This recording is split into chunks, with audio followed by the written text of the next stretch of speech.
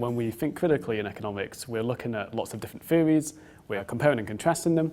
Lots of these theories have different assumptions, so we have to learn how to use these assumptions appropriately in different contexts and decide which theory works best. When you're reading, you're reading previous experiments, and you really want to be looking at what they've found, but also how they've gone about finding that and how they've designed the experiment. So is there anything they've done, whether it's the actual experiment they've run, the task they've used, or the participants they've used, which might have influenced and biased into that, or provided another reason for the results. Everything I read or everything I hear, I sort of treat it quite cautiously.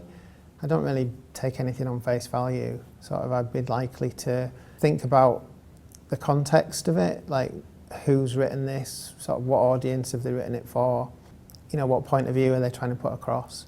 Yeah, so in the first year it's really focusing on the historiography, which is really the secondary material, really the histories of the particular topic you're looking at, and finding out what's being written and why it's being written, who was writing it, what were they trying to sell you, and really you just begin to scrutinise those and weigh the evidence and the conclusions they've drawn.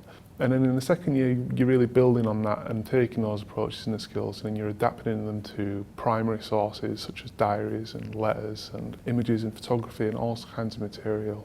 And then you're really beginning to use the ideas and the debates others have written and wrote them, and you begin to build up your own conclusions and your own ideas and your own perspective on history by using those materials. The way that I learned, and I really valued this opportunity, is that I used to do this kind of consulting programs offered by my program, and all the consulting projects, we have certain groups to conduct it. So within the group, I feel more confident and comfortable to provide my critical analysis. And then it provides me the confidence to offer my opinions within the 40 people class. So that's a way of the development of my critical thinking skills.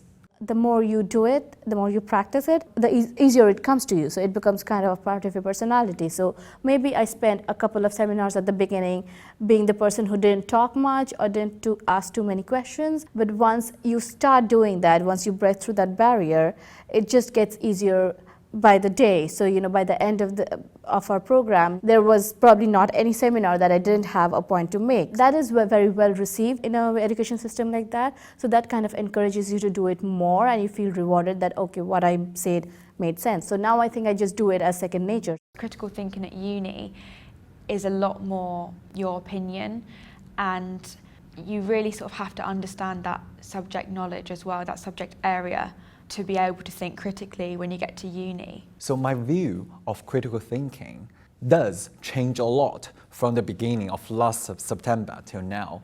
I used to think that, you know, only on the face value, critical thinking means you have to criticize something. You have to bring out contradictory opinions. But later on, after several weeks in the first semester, I know this kind of critical thinking it only works when you have solid understanding of the scenario and the concept. Since starting university, my view of critical thinking has changed quite substantially. So I've come to realise that critical thinking is more of a process in which we look to question more of what we read, and always questioning and hoping to become more open-minded. So not questioning in a negative sense, like everything might be wrong, just questioning to see, okay, so what's the fuller picture here? Yeah, I used to think it was just being sceptical, but now I think it's scepticism supported with evidence, and I think that's really the way it's changed for me. It's become more apparent in the rest of my life. Like now I probably think critically about everything. Like I think critically about things I see on TV and things I read in the papers. I think what point of view are they coming from, like what information are they leaving out when they're putting this point of view across.